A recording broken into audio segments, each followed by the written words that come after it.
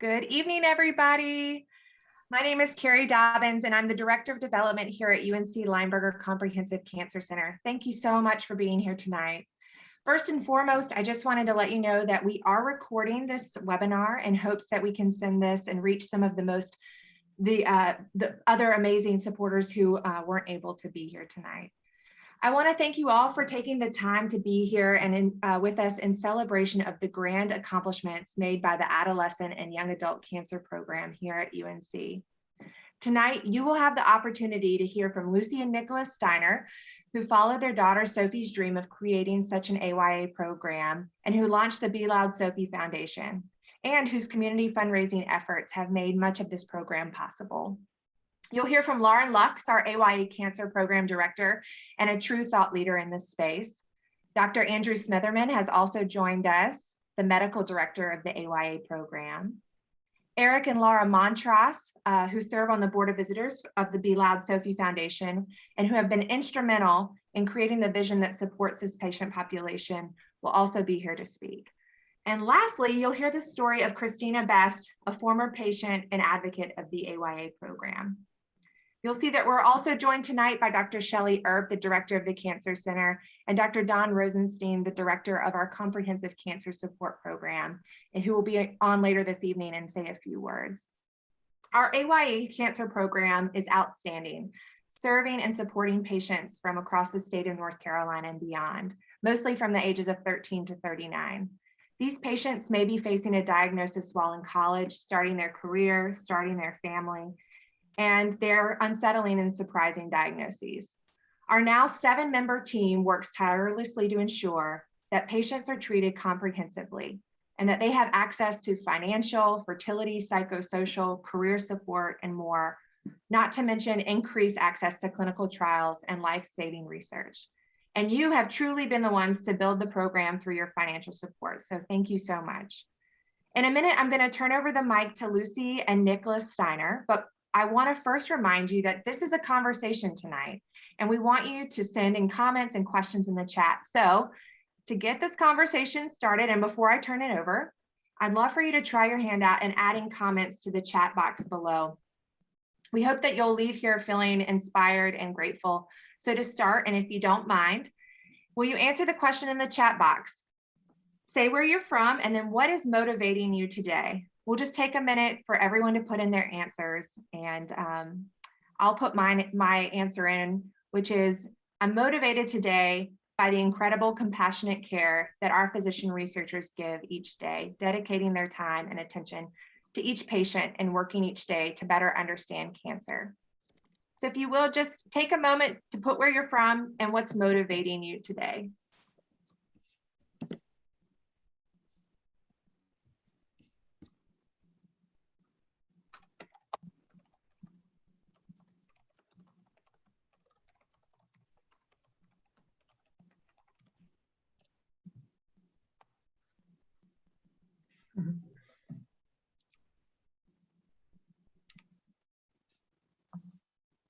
Nicholas and Lucy say the Be Loud concert next weekend. Don's calling in from Chicago. He's motivated by the experience of being the caregiver of a young adult and genuine appreciation for superb care when he receives it. Well, thank you all so much for sharing these, and we hope they continue to come in. So like I said, we'll keep this conversation going, so please put any questions or comments in the chat as we go through the next 40 minutes. And without further ado, I'd love to turn it over to Lucy and Nicholas. Lucy and Nicholas Steiner live here in Chapel Hill, and their daughter Sophie was a patient at the North Carolina Cancer Hospital. Her experience at the Cancer Center, while a positive one, also brought to light the need to neither treat these patients as children or as elderly adults. They started the Be Loud Sophie Foundation, so I'll let them start and tell their story a little bit and what motivated them to launch the Be Loud Sophie Foundation and now the UNC AYA program. Nicholas and Lucy? Yes, well, thanks, Carrie, for organizing this, and thanks, Lauren, and the rest of the AYA team for being here tonight. So most of you we know really well, and most of you know a lot about us and certainly knew Sophie as well. So I think I'll just say a couple of words about what we're most excited about in terms of this year and the progress that the program was able to make. And I would say that both of us are just amazed by the growth of the program from what we originally conceived it would be to where it is now. And I think the biggest impact that it's had is on a number of patients that it's reaching and the age of the patients that it's reaching. So when we started, we really had Sophie's experience in mind as a pretty young teenager. And the program now reaches patients from 13 to 39. And that whole older young adult group is something that we didn't actually experience ourselves, but we've learned so much in the last 6 years about how that population is also vulnerable and also needs so much care. So if you think about, young families, like parents who are just having young kids and being hit with this kind of diagnosis, that's the kind of folks that we are helping to serve through this program. So that's been really motivating to us. I will also say just the sheer growth of the program from 1 to 7 people astounds us. And each of those people, getting to know them, brings their own unique perspective and skill set to the program. And it's been really extraordinary to see that kind of how that group has come together and what they're now able to offer patients. And the third thing that I would say is that we're really motivated by the outreach that's happened across the state, but also nationally from this program. We are really tremendously proud that we get, that Lauren and her team get calls all the time to try to learn more about how to start a program like this from hospitals around the country. So that's all been incredibly motivating and meaningful to us.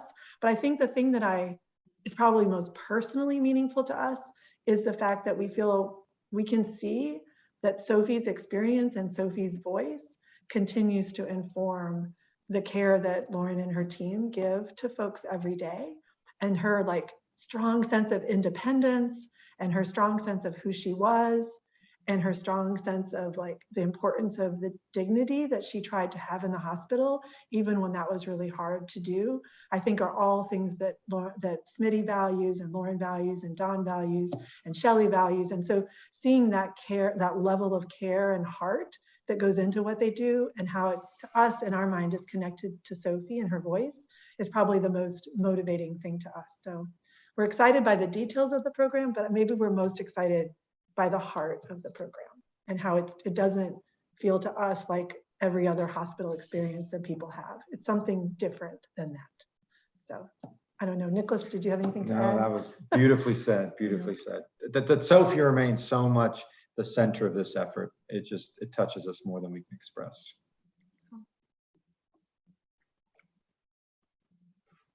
Great. We'll now turn it over to Lauren Lux, who is our program director for the AYA program, and Dr. Andrew Smitherman, who's our medical director for the AYA program. Lauren, we'll pull up your slides. Thank you. It's so good to be with you guys. I text Smitty as that intro music and photos are going. I was like, oh no, I'm gonna cry before I even have a turn to speak. I think Smitty and I both feel incredibly humbled when we're with this group of people, and we, I don't think can ever fully express the gratitude that we have to this group for allowing us the honor to do this work. And so first of all, just want to say thank you. Thank you. Thank you. We can't ever stop saying thank you enough to you, because you really are the beating heart of our program and what has allowed us to do what we've been able to do. So just want to start with that. Smitty, you want to add anything before we start talking about? Well, absolutely. The heart of our program. So thank you. Exactly. I'm not crying. You're crying. Thank you, John, for that. So you can go to the next slide. So Nicholas and Lucy, I love that you talked about Sophie remaining at the center of what we do, because every talk that we give, every program that we advise, every student that we teach, every resident that comes through, they hear Sophie's story and they see this picture. This is the second slide of every deck that we ever use. Truly, we don't do a presentation without this photo. And so really, Sophie is at the heart of everything that we do. Her voice, her experience reminds us to center patients in all the things that we do, whether it's research or clinical care or education. It all comes back to our young people. And Sophie was sort of our original young person. So she continues to remind us of that every single day. Next slide. Smitty, will you talk about this in the ways that we were talking about it this afternoon? I love the spin that you put on this. So this is a photo that Sophie took, and I think it represents so many aspects of our program. I think, you think about the impact of that one pebble drop and then the ripples emanating out and impacting many others. And certainly we see that in Sophie's continued impact on our program and the impact that we're able to make through the program. But as Lauren and I were looking at this and going through the slides today and earlier this week, it occurred to me, just as our reach broadens and as we learn more about the needs, we see that those needs are ever growing as well.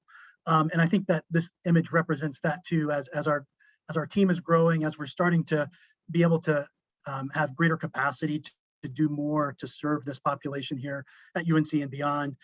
We're just seeing that the need is great, and there's much work still to be done. Next slide.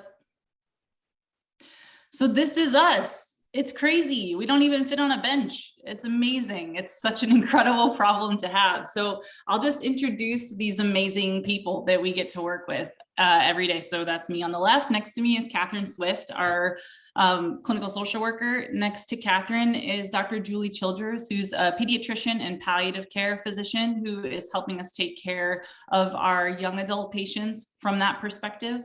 Next to Julie in the purple Be Loud shirt is Jordan Hunt, and she's a social worker and our fertility preservation coordinator. Next to Jordan is our newest member of our team, Dan Kleisler, who I think is on the call. I might make him say hi later. Dan, just prepare yourself for that. He's our research assistant and is helping us with all kinds of amazing stuff. Next to Dan is Melissa Matson, our nurse practitioner, and then Smitty's on the end. I think not a week goes by that we still aren't kind of pinching ourselves that we get to work with these people and that we have this crew to help us do this work. And we've really, each person that we add really exponentially expands the impact that we're able to make and the care that we're able to provide. And I'll just add, we are so fortunate knowing what the staffing for other programs around the country. We have a phenomenal staff that really helps provide care in so many ways for patients, and so we have one of the best staffed teams, I think, in the country as far as AYA programs. So thanks to you all, thanks to UNC administration. We can't say thank you enough for letting us be one of the top AYA groups in the country, I think. Yeah. Next slide. So we get questions all the time. I think people really believe in what we do, but they're like, what do you do? Like, what do you actually do? What does it look like for a patient to get care from you guys? And Dan, our wonderful new member of our team, put together this graphic that we thought we would just show you. And we're not going to go into detail, but this is a really simple breakdown on the clinical side of our service about how we take care of people. A young person is diagnosed. Their provider, their oncology provider, makes a referral, or they request our services, or we find them, right? So any combination of those things can happen, but our goal is to meet every newly diagnosed person at UNC. We meet the young person, wherever they are. They're inpatient, they're outpatient. We have met people in the parking lot. We have met them in Starbucks. We have met them on the football field. We're a little bit of roaming gnomes. We really, really take the time to learn about who they are, what's important to them, what their worries are, what their dreams are, what their questions are from a medical perspective. We do a lot of education about how to navigate a medical system. We take a lot of time to get to know people. And then we put together a plan of care, how we can be most helpful, what kind of services do people need, how can we connect them to the incredible services that UNC has outside of our program, because there's a lot that UNC has to offer cancer patients. Can you go to the next slide? And we sort of operate across all of these different areas. There's medical care, sort of care coordination. We offer clinical trial enrollment and information, survivorship care, opportunities to participate in research, palliative care, which we talked a little bit about with Julie, our psychosocial care, counseling and support that's specific to being a young person that our team can do, but also connect people to our comprehensive cancer support program that offers a different kind of, just a different flavor of counseling and psychiatry services, nutrition, all kinds of supportive care resources there. And fertility and sex. What does it look like to talk about family planning when you have a cancer diagnosis, both during your treatment and after? How do you navigate sexual relationships and your sexual health? All of these things that are impacted by your care. And then I love this part. Dan said, rinse and repeat. So we are constantly reassessing and re-engaging with people because your needs are going to change throughout your treatment. What you know you need at the beginning is going to look different 3 months in, 6 months in, at the end of treatment, into survivorship. And we're here to sort of check in with you at different time points. Smitty, anything I'm missing on that? No, that's great. Okay, Yeah. the next slide. So these are sort of the 3 buckets that we work across and that are very typical, I think, in an academic medical system: clinical care, research, and education and outreach. And you just heard a little bit about our clinical care that we provide. Smitty, do you want to talk a little bit about the research? Yeah, and so we really feel if we're going to make this impact and provide high quality cancer care for adolescents and young adults, it's more than just the clinical piece. It's got to include cutting edge research and education and outreach as well, and advocacy. And we feel that these are the 3 elements that are central to our mission in improving cancer care for AYAs here at UNC and across the region and nationally. And so research, there's incredible research that's happening here at UNC, even before our program started. We have we're blessed that we can partner with colleagues in the School of Public Health or nursing, social work, folks who are already interested in research in the AYA space. And so we have some incredible colleagues and partners who we've developed this research working group where we bring clinicians and researchers together to ask those really important questions in the AYA cancer space. How can we advance care for this population? Looking at fertility outcomes, looking at how can we formally understand needs, creating needs assessments for this specific population so that we can better address those needs. How can we transition them into survivorship so that we're continuing to provide that support into survivorship as well. And so we've just been thrilled to be involved with not only research here at UNC, but also starting to work with colleagues across the country, colleagues at Michigan, at UAB, Georgetown. We're partnering with folks all around the country to be part of AYA-focused research, not only here, but throughout the country.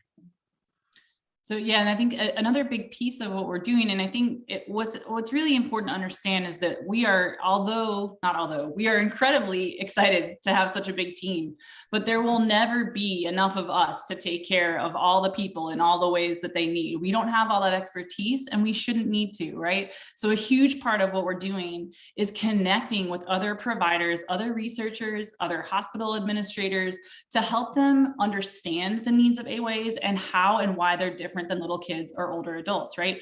Not everybody needs to be an AYA expert, but everybody needs to put on some different glasses when they're looking at young people. And we want to give people the glasses that are appropriate for whatever role that they have, whether you're a bedside nurse or you're checking somebody in at a desk. We want you to think about young people in a different way. And that's part of this sort of education and outreach effort that we are working on as well. So we have a yearly symposium where we partner with Wake and Duke. It's our 4th year. It's returning to Chapel Hill. We rotate it each year. It's this April 29th. We're really excited about it. And we do tons of presenting at conferences and meetings, and we host students, and we're hosting these summits where we bring pediatric and adult providers together so they can learn from each other and compare notes on how they take care of teens and young adults. So we're really working to expand the impact that we have across a lot of different disciplines. Next slide. This is really, really, really exciting. So we are working on and hope to break ground in 2022, the Be Loud Center for Young Adult Cancer Care. So this is going to be an outpatient infusion space on the 3rd floor of the cancer hospital where 18 to 39-year-olds treated on our adult side would be able to come and get their care in a space with other young people. There are going to be 7 chairs. They will be able to connect with each other if they want. And if not, that's okay too. There's a lot of power just in being in the same place as other young people. There's also the first part of that slide on the left. There's the sort of hangout or gathering space where our young people will be able to go while they wait for their chair, so that they're waiting with other young people and they're not in a waiting room looking around and seeing only older adults surrounding them, which only contributes to them feeling extremely isolated and they're the only young person this has ever happened to. We are thrilled beyond words that we are given the opportunity to do this. It is going to be the first in the country of a space of this kind. So we're just, again, sort of pinching ourselves that we get the chance to do this and to really change the way that young people experience their cancer care at UNC. Next slide. I love this view. This is a top-down view. And I think the other thing to know about this space is that Smitty and I are not designing it. We have a group of young adults who have made every decision at every step of the way. I don't know what it's like. Smitty doesn't know what it's like to sit in an infusion chair for 8 hours. Those young people do. And so they have made so many cool recommendations, and the vibe that we're going for is like a coffee shop in the woods. So we're going to see if we can achieve that, and we will be showing you updated pictures as we go. Next slide. Smitty, you want to do what's next? And then we're going to be quiet and answer questions and hopefully talk with you guys a little bit. Yeah, these are just a few teasers of what's next in our vision for how we anticipate the program to continue to grow and to make an impact. Knowing that there are many young adults who are treated for cancer outside of the UNC Cancer Hospital here in Chapel Hill, and those patients need access to high quality care as well. So how can we work to provide that care? As Lauren said, maybe you don't need an AYA specialist at each of these centers, but having some help from maybe us at a central location, how can we reach out and provide that guidance, that support, so that AYAs who are treated at other UNC cancer centers can have the same quality of care as the patients that we're seeing here. We are often being approached as a institution that has a strong history of combined training in pediatrics and internal medicine. We in the AOA program sort of sit right in the middle of that. We're one of the few programs in the country that offers combined training in hematology oncology for individuals who are interested in caring for both pediatric and adult patients. And so we're often approached about, how can I work with you at the AOA program to become better equipped to be an AOA cancer provider in the future? And so that's something that Lauren and I are thinking about. How can we develop research projects and formalized rotations to help support that sort of education for the next generation of providers of AOA cancer care? And then we are thrilled that just yesterday we received Irb approval for our UNC AYA Cancer Registry. So we're going to start enrolling. We're going to start here locally and build the foundation out. But hopefully in the future, we will make it more of a statewide registry so that we're able to really see the needs across this region of this population. So thrilled to see where this program may be growing in the near future. Yeah, I'd say one more sneak peek is I think we're going to be adding another person late this year, early next year. So we'll keep you updated on that. And then you can go to the last slide, and then we can maybe stop sharing so we can see everybody. Just want to say thank you again. Really, we couldn't do this without you in any way. So thank you so much. We just want to open up thank you so much, Lauren and Smitty, and we just want to open it up for questions for them. If you have any, just come off mute or feel free to put it in the chat.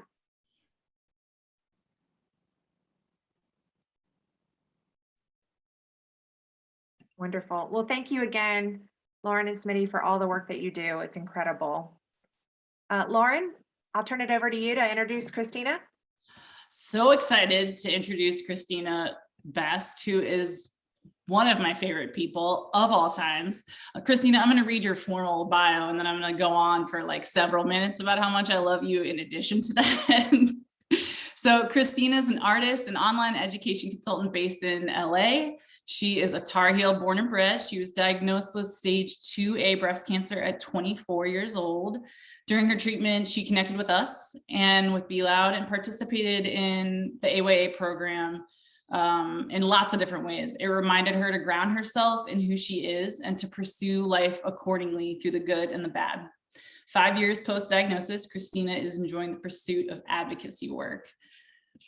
I am always so humbled and honored when patients, former patients, give us their time and energy. And Christina, it's so good to see you. And we're so lucky that you gave us some of your time. Christina has true Be Loud energy. Like, she carries that wholeheartedly and is one of the most authentic, cool people I know. So Christina, thank you so much for being here with us. You were with us at the beginning of all this many years ago. So it's really cool to see you. It's so good to see you, Lauren. Thank you for that lovely intro. It's so good to see you all, the Steiner family, Smitty. I love to see you all, absolutely. Like Lauren said, I'm Christina. I am based in LA, but North Carolina is always in my heart. I got my 2 grandmas' photos behind me of their houses. So I'm always thinking about home in North Carolina. And yes, I am so excited to be here with you all today to talk a bit about my experience and my experience with the Be Loud Foundation. I can't say enough how much it has been helpful for me in thinking about social connection in the community that I've been given. I think 5 years since my diagnosis, and I have a network of people who I know who are affected by cancer as young adults, as teenagers, and they're the allies, the caregivers, the supporters who support them. And so I feel truly loved and supported because of this program and the work that Be Loud has been doing with UNC. So a little bit more about my story. Yes, I was diagnosed at age 24 with breast cancer. I was a teacher in rural Eastern North Carolina at the time. I'm from Halifax County. As you can imagine, being the rural eastern part of North Carolina, hospitals are dispersed well across the region.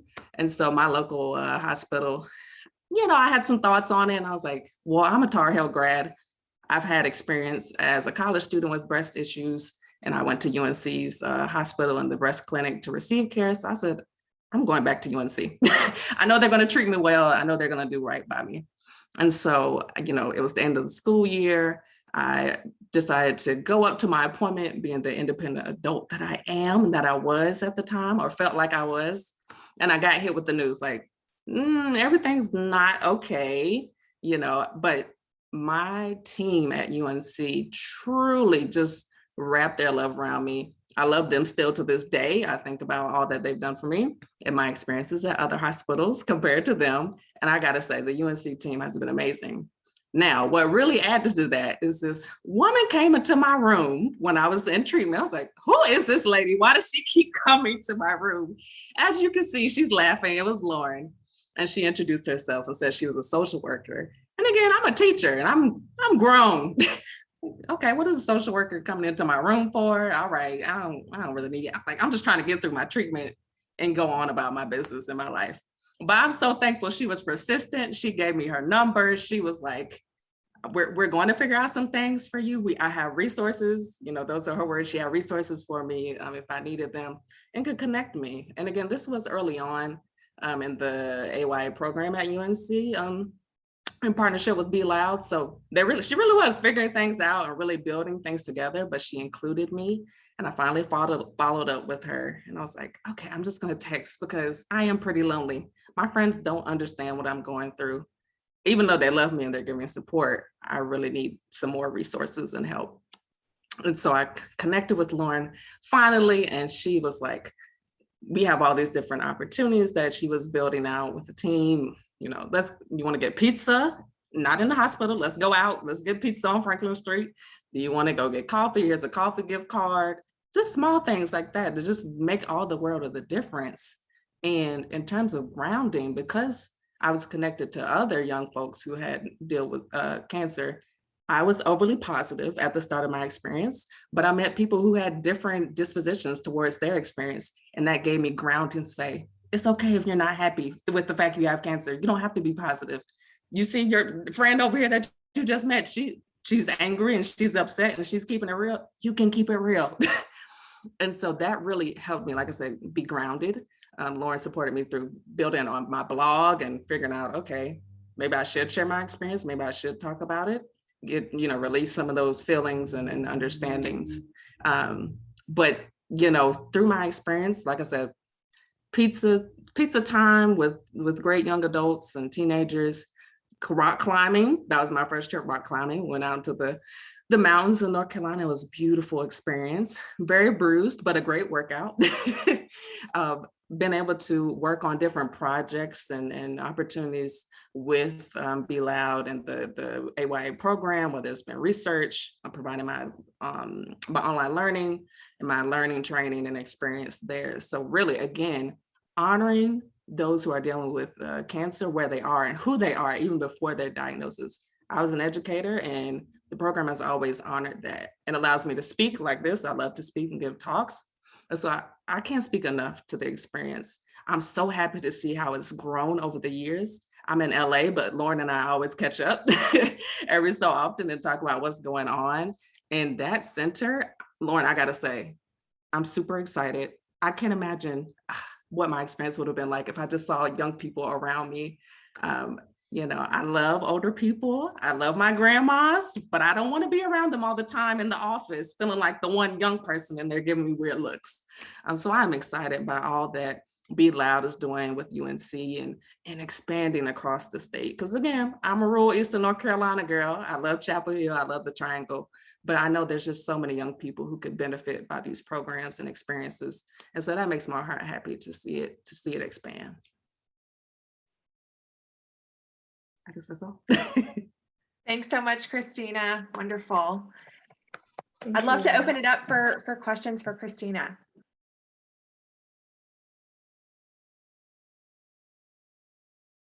John's got a question.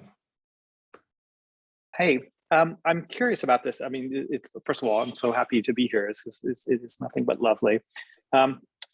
To what extent can you replicate, a program like Be Loud in places that are not as far along developed as Chapel Hill and the hospital system there is? I mean, is part of the idea that the AYA Center at UNC becomes an incubator for developing bunches of ideas that can be replicated at different levels depending on budget and capabilities? I'm curious to know about that.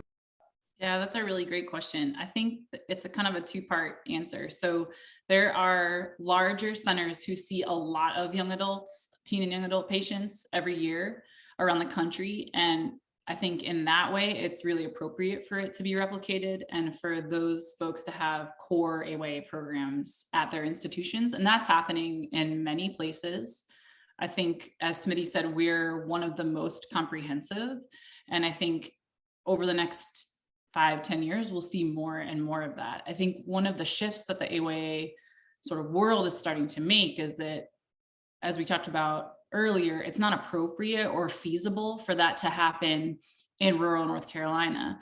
So we're thinking more about this sort of hub and spoke model where we are the core of that here, but we use our resources and our expertise to help educate and to consult with and support patients and providers at those institutions that maybe see 30 AYAs a year or don't have the kind of resources that we are so lucky to have.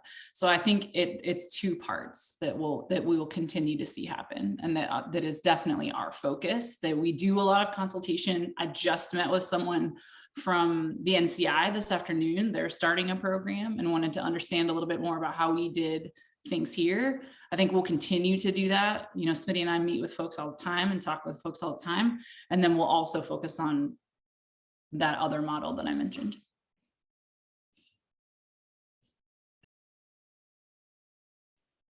Wonderful. Well, Nicholas, Lucy, I'll turn it over to you. Thanks. I'll just take a minute to introduce our next speaker, Eric Montross, who many of you know through various contexts.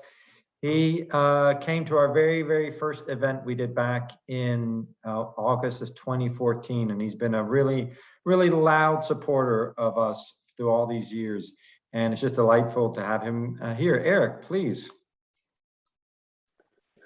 Well, thanks, Nicholas. Thanks, Lucy, and Lauren, Smitty, all the folks that are on your team, and then Christina, I think that one of the things that really brings to life for the layperson, which is me and my wife, Laura, who is invisible right here next to me, but she is fully in on this meeting this evening, and is that we love to see impact when there are ways that people that care want to make an impact but don't know how. And so to hear you talk and to hear your story brings it to life for us, for who we've not walked your walk.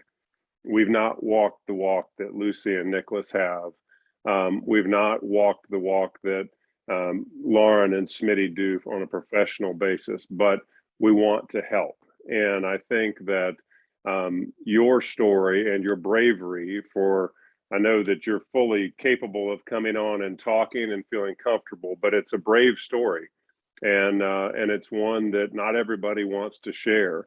And so thank you for taking the time to share and to bring us inside your world and to let us know that what we think is happening and what we think is an impact actually is an impact. And, that was many years ago. And we're so glad that things have progressed the way they have with Lauren and Smitty and team. I think that's one of the things that makes those of us who are board members, those of us who are lay people that are involved with giving our time and resources when possible. We love to see the growth and the innovation with this program. I've been involved. I was a student at Carolina from 1990 to 1994. And during that time, I was kind of baptized into the world of the Children's Hospital. And at that time, it was this guy who was 7 feet tall walking through doors that were 6'8". And so I had to duck, and kids got a real kick out of this. And, of course, there were times when I didn't duck, and then they really got a kick out of that because I was bent over in their doorway, kind of laughing and crying at the same time. But it exposed me to a world that I thought needed to have outside support, no matter how strong the hospital system is, no matter how skilled the doctors, the practitioners, and staff are. Our community needed to see it and needed to become a part of it. And that's the thing that I'm so proud of as a person who has been able to ride the coattails of Be Loud along the way and to help to try and turn the wheel and to make a difference, is that we all, as lay people, I think, yearn for an opportunity to make an impact in something that we care about, but we don't know fully about. We just think it's a good way to help others. And I think that this foundation, the AYA program, what Carrie is doing to raise the bar from a fundraising standpoint makes us feel excited. It makes us feel good. It makes us feel like even though our resources are finite, the resources that are deployed are making a difference. And so for those of you who are here tonight to learn more, to try and find an understanding, to figure out, is this program part of your philanthropy interest? Is this the right fit for you and your family? And whether it is or not, you're going to learn about a truly wonderful program. You don't need to feel bad if it's not right in your wheelhouse. But if it is, also know that the impact is there. And when we look and we think back to August of 2014, when I heard the Steiners talk about what they wanted to do and their personal story, I thought we have to do something. And I had no idea what it was going to be like in 2021 to be able to look back and have, and everybody says hindsight's 2020. I'm not sure it gets any better than what we have done behind us, because I think that there's been such great motivation. There's been such a great push. Our administration, Don, I have tried to scroll through. I know Don Rosenstein is on, and Don and his team and others on our board have just been exceptional at helping us understand what is the most efficient and effective path to goal. And for those people who don't know that the hospital is a big business and is a big entity, it's very hard to navigate. My wife and I have been involved since right out of school with trying to help make changes. And it's tough if you don't have leadership. We have leadership, not just in this AYA program, but in this place, UNC, that wants AYA to succeed. And so the opportunity to be here, to be a part of it, to talk to folks who have an interest in making a difference is something that is very heartwarming. But the best part of it is listening to Christina and knowing that Lauren's drive and Smitty's drive and their team's drive is actually affecting the people who it's supposed to affect. And I love that laser focus. And so just again, Christina, a tip of the hat. When I hear you talk tonight, I've never heard you talk before. And I don't know if you could feel it, but I was staring you down in the screen because I just could not take my eyes or ears off of what you were saying. And that's why I love this program. That's why my wife, loves this program, because it is all about people. It is all about taking whatever resources we have and doing it the right way, doing it in a way that is not scared of failure, but it is always striving to go further the next step, to make sure that what we do is done well and we always have room for growth. So with that, I think I'll leave it and just say I'm so excited and proud to be a part of this team. It is truly one of the real highlights that we have in our life. Thank you so much, Eric. That was lovely. And, one of our big goals is really making this program sustainable. And so we are focused on getting the endowment up to a $2.5 million level. Right now, we're about halfway there. And I'd love to tell you more about how you can make a difference and how you can continue to make an impact on this program. I do have two very exciting announcements. One is we have two matches for the endowment going on right now. One is thanks to the Be Loud Sophie Foundation. They have agreed to give dollar for dollar, match dollar for dollar, up to $150,000 to our endowment, which is incredible. So thank you, Lucy and Nicholas, for that. And we are also fortunate to have a match of $5,000 from our youngest board member, Ritwik Pavin, who was just on this call. Hi, Ritwik. Thank you so much for your dedication to this. And Ritwik's match will be going on during Tar Heel Tuesday, which is November 30th. So I'm sure you guys will hear about it.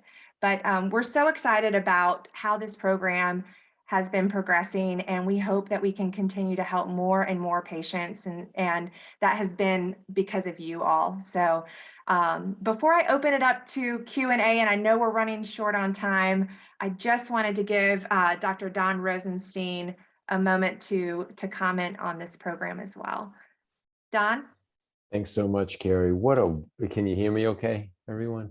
Gotcha. What a wonderful event. This has been so much fun. And Eric, you couldn't have said anything nicer to me, because I am in my 13th year of fellowship trying to learn from my hero, Shelley Irb, how to do just what you said, to be focused, to be efficient, to be effective, and to do good.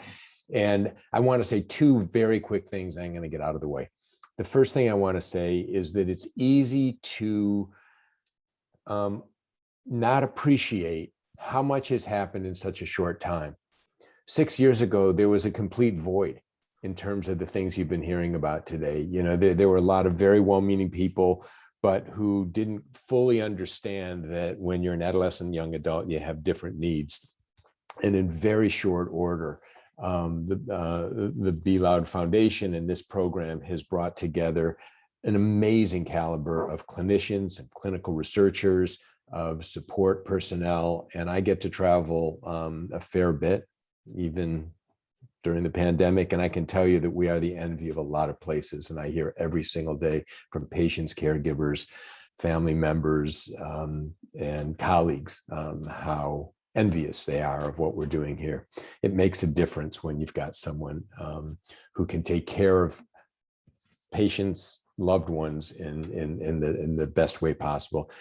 And that just leads to the second thing I want to say, which is thank you. Simply not possible without the support that you all have all contributed to this. And so I feel fortunate to be part of this. I am so glad that I got connected with Lucy and Nicholas, and I'm working hard every day with Lauren and Smitty and the others to try to do good, and we're doing good. So thank you.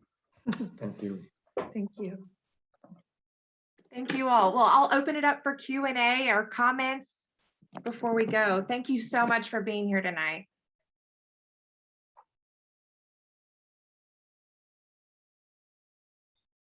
Wonderful. Well, we'll send out a recording of this so that you all can access it later and watch certain parts again.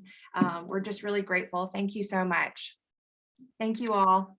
Thank you all Thanks, so everybody, for much. It taking the was time. great to see everybody. And thanks, thanks, Christina, so much for coming and Yes, for sharing your beautiful. story. It's Was really that Shelley trying to say something before we go?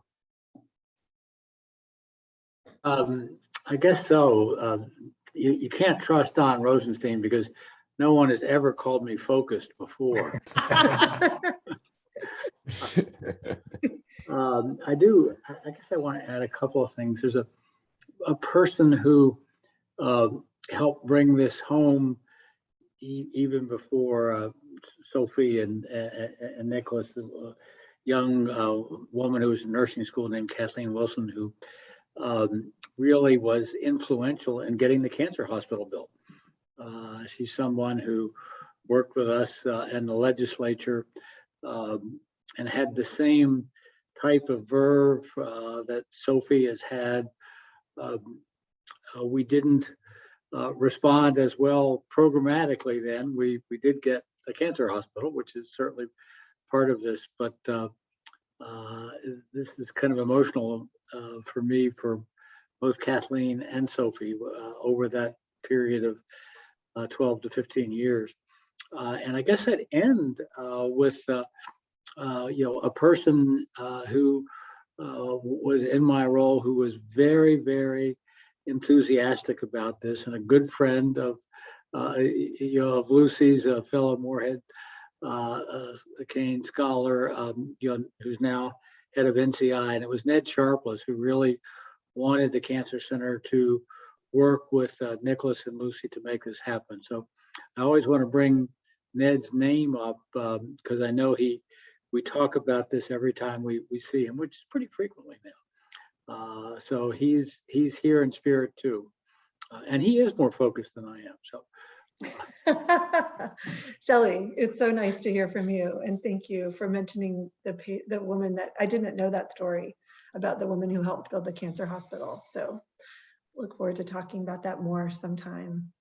Thank you all so much for coming tonight. Thank you for your support. Thank you for all. I hope that this impressed upon you the impact that you've had, either by being our very good friend or family and giving us the moral support that we need, or else by making financial donations. But thank you all so much for helping to build this extraordinary program.